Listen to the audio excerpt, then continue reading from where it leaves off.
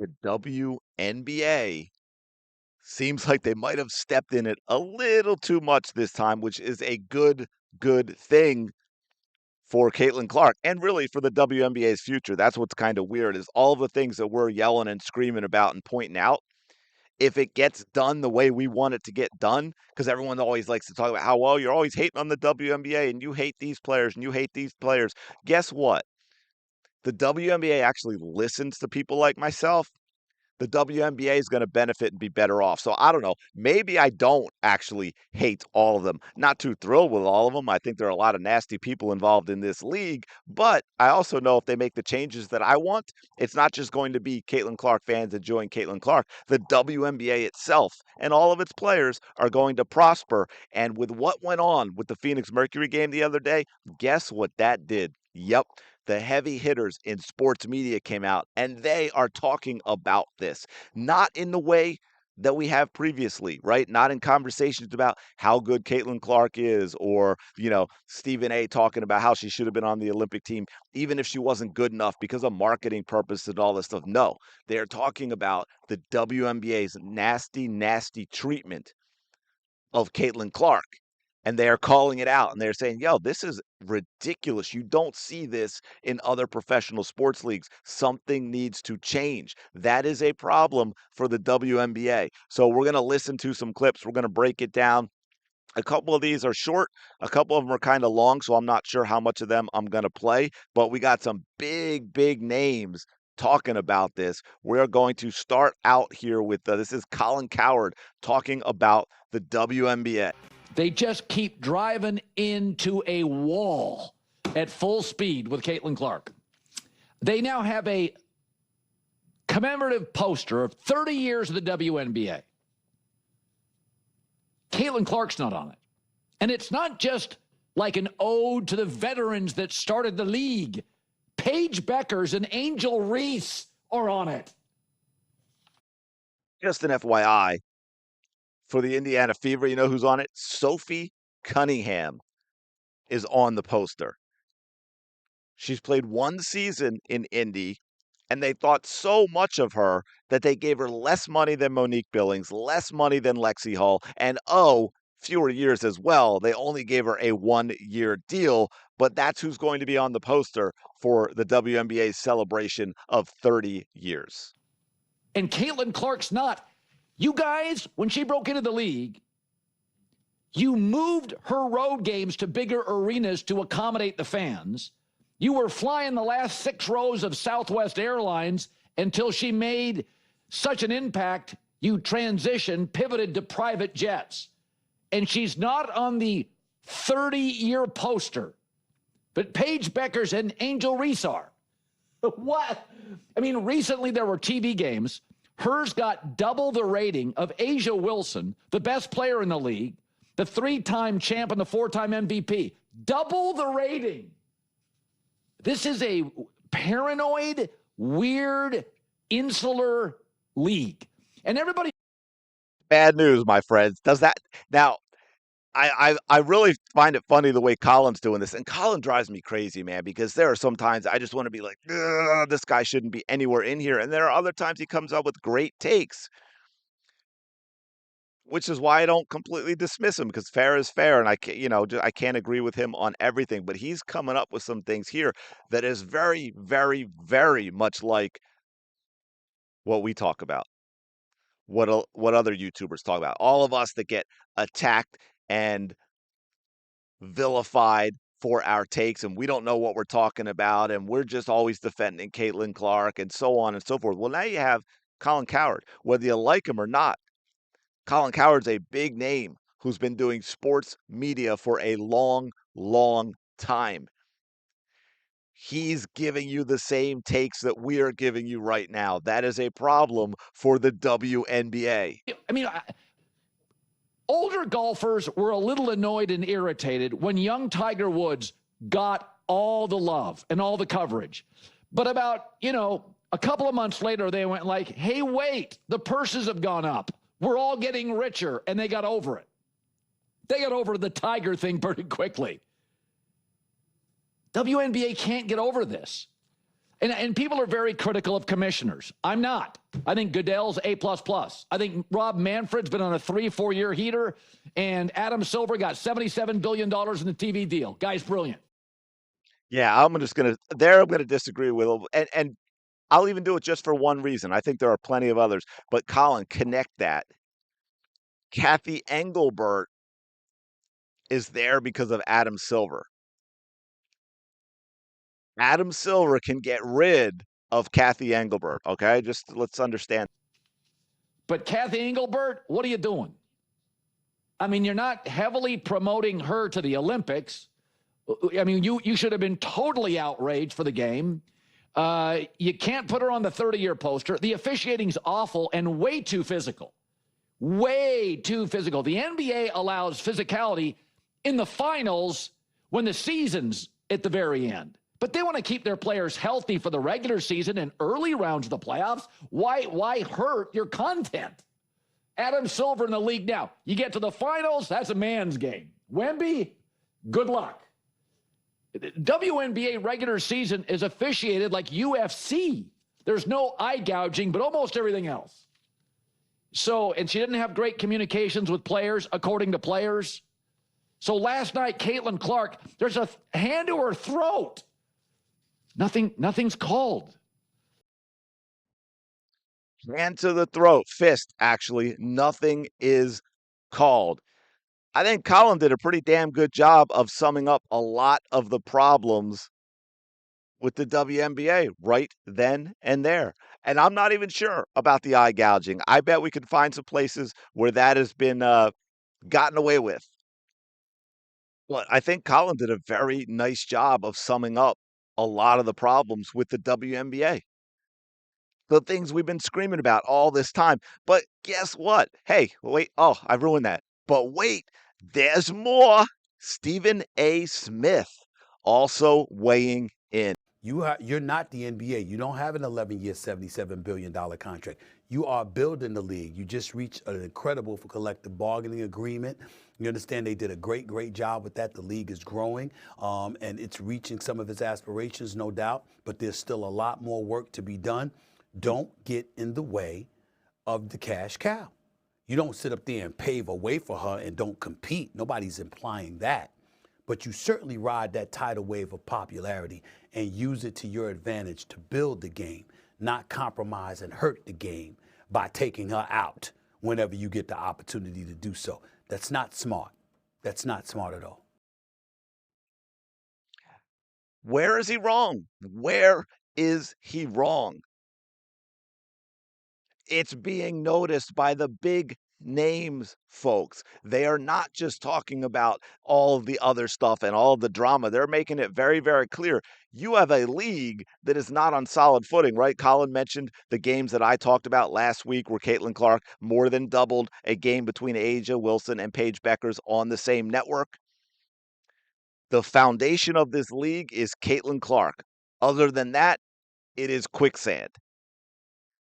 Eliminating Caitlin Clark, allowing this stuff to continue to go on is a problem for the WNBA. And I'm telling you, League, you are not going to survive it. As he said, you're building. You don't have that NBA CBA. You have a CBA that's going to get revisited in 2028. So that might be something you think about going forward with the way this is being handled, because now you have the heavy hitters talking about this the way us YouTubers have been talking about this for a while now.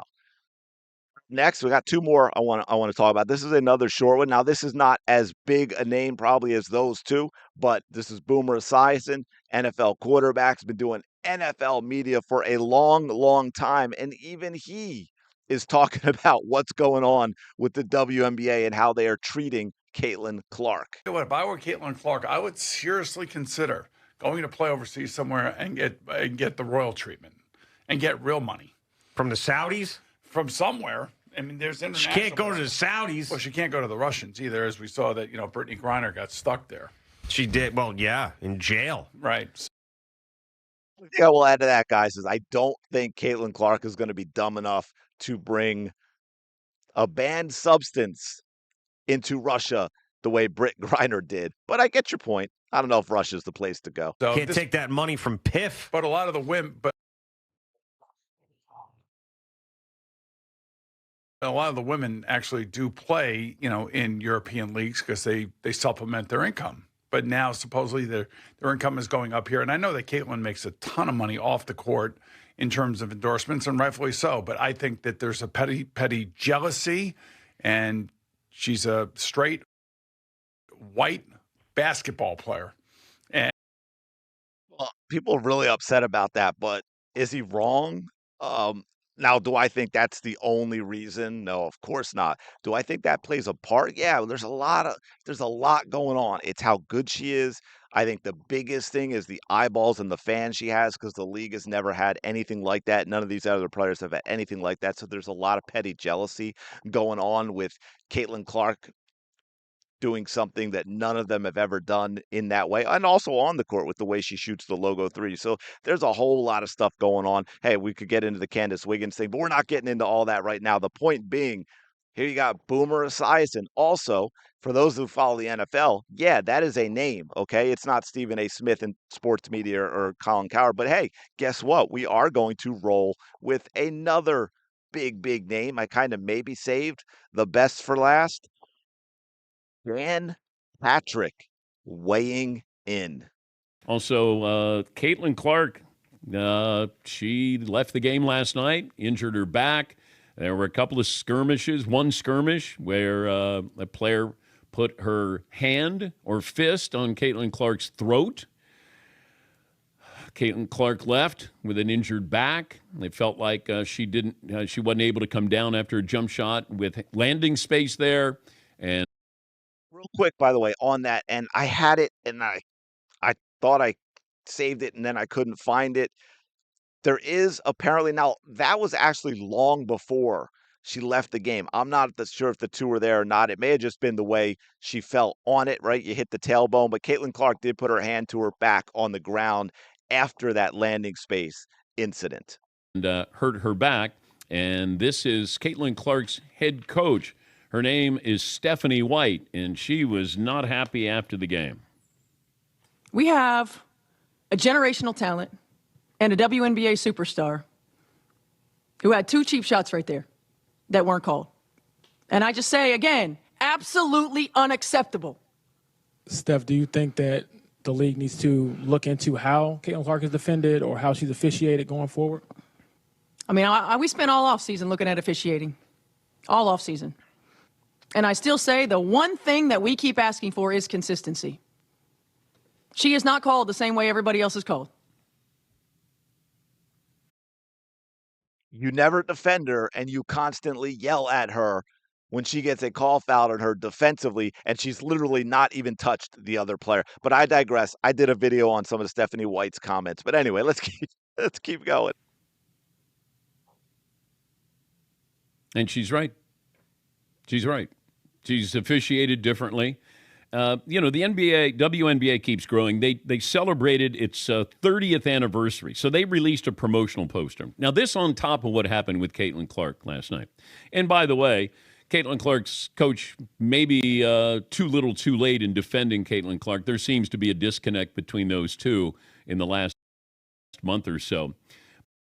Hey, again, just like I said with Colin, for Slurp FC, for all the Stephanie White defenders, for all the Fever defenders, you've got guys like Colin Cowherd, Stephen A. Smith, Dan Patrick saying and now echoing the things that us YouTubers have been saying for quite a while. Dan Patrick just lets you know there is an issue with Stephanie White and Caitlin Clark. Not me. I didn't say it. Well, I have said it for a long time, but Dan Patrick just said it. Dan Patrick just let you know there's a problem. But so they have this anniversary poster they're going to put out. And you're like, okay, there's a lot of players to celebrate. You can have the older players, former players, the newer players. You know, they had Paige Beckers on it. They had Angel Reese on it. They did not have Caitlin Clark on a promotional poster to celebrate 30 years. That'd be like if the NBA put out one and they didn't put Wemby in there. And you'd be going, well, of course they'll put Wemby in there because he's the future of the sport. Caitlin Clark didn't make it. Now I'm I would say actually I get the point he's making with current player, but it's actually a million times worse, right? Like Wemby didn't make the NBA. Right, he's the current superstar you could call the face, so you'd say you put on for that reason. But like, there's actually maybe Jordan. I'm not even sure Jordan is a comparison to Caitlin Clark because of the differences of where the NBA was at the time versus obviously Jordan. Like, I'm not diminishing Jordan what he did for the NBA, but come on. Wondering, did the WNBA do this? Was this strategy so people would be like, I can't believe what they're doing with Caitlin Clark? Because it feels like that's the only thing that I could factor into this. Like maybe you did this, maybe you wanted us to be talking about this.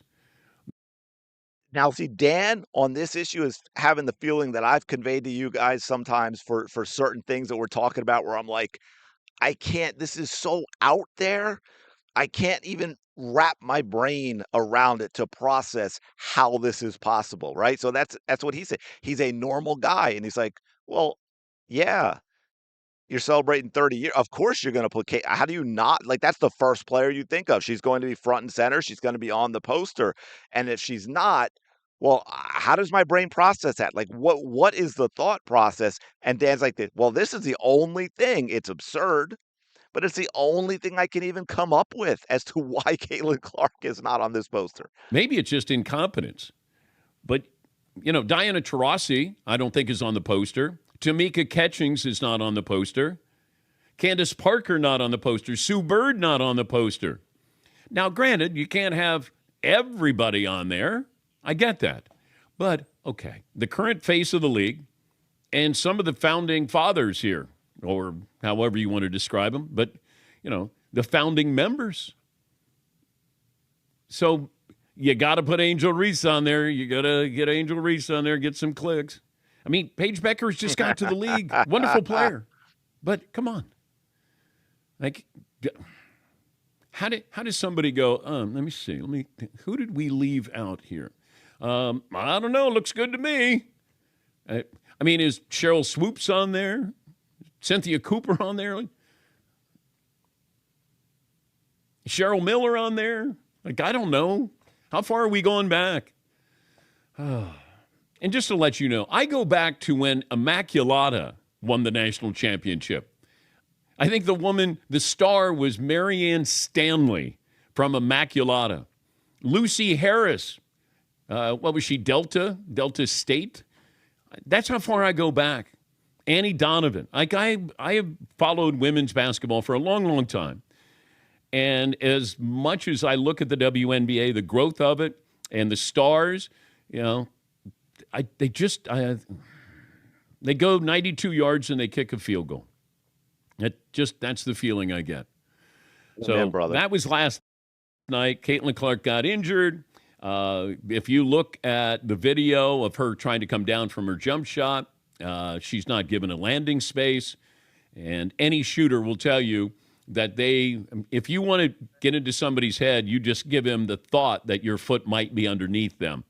The other one where, a player puts her fist into Caitlin Clark's throat to help herself up off the floor. No call, by the way. Is she? I want to make a good point because Dan made a really good point here, and I'm kind of embarrassed actually that I've yet to talk about this when people talk about Caitlin Clark and her shot being off from three and this and that. That is 100% true, man. I don't know if any of you have played or if you've ever come down on someone else's foot and rolled your ankle. It's terrifying. I've done it. And the pain is excruciating, and you're praying that you didn't roll it that much and that you caught it in time, that it's not something serious, but that can put you out for a season. I mean, yeah, you could roll it enough to break it. Been there, done that. I won't even get the gruesomeness of the surgery that I had because, the bone on the outside of the ankle, right? I rolled it over so far that went up about 4 inches, and when my foot came back to the normal position, it stayed there. So I had to have I have a titanium plate in my leg. Had to have surgery for that. I was awake, by the way. It was cool. So where was I?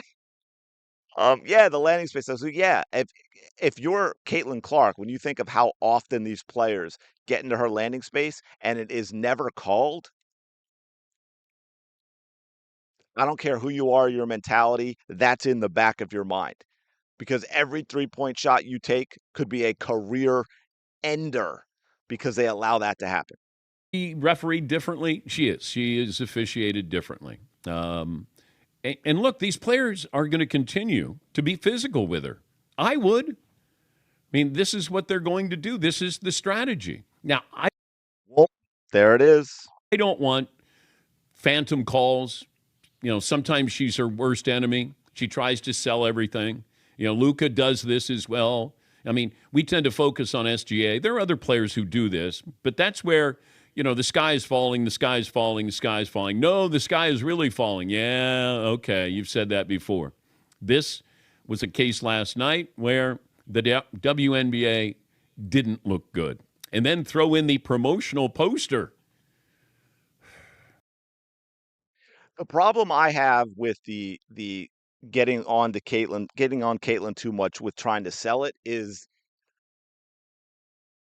I think she's in a position where she feels like she has to, not because she's baiting like Stephen A or Stephen A, SGA or Luca or LeBron, but because my God, if she can't convince the official that it is a foul, she's never in a million years going to get the call. So I commented as we were going through each of the clips and everything. So I'm not going to go through another, 10 minutes of yapping about it, but you have big names in media, and they're all saying the same thing right now about the WNBA, right? They all mentioned the silly stuff, right? They all mentioned the poster. They all mentioned, you had, I think it was Colin mentioned, or Dan, I forget now, mentioned the ratings as well in comparing Asia Wilson and Paige Becker's game and Caitlin Clark. They're talking about the calls or the lack thereof with Caitlin Clark and all this stuff we're seeing from the WNBA. This is a massive, massive problem. This is not just a bunch of YouTubers who are Caitlin Clark fans screaming into the wind, spitting into the wind, tugging on Superman's cape, however you want to put it. No, this has reached another level to where it is noticed by these guys. And you heard Dan Patrick even commenting about Stephanie White and Caitlin Clark and that disconnect between the two, right? That stuff's real too. That is not just us making stuff up. So we will see what happens next. I wouldn't say the ball's in your court, Kathy Engelbert, but I think the ball is in Adam Silver's court at this point. Now, he may make a change that doesn't actually do anything.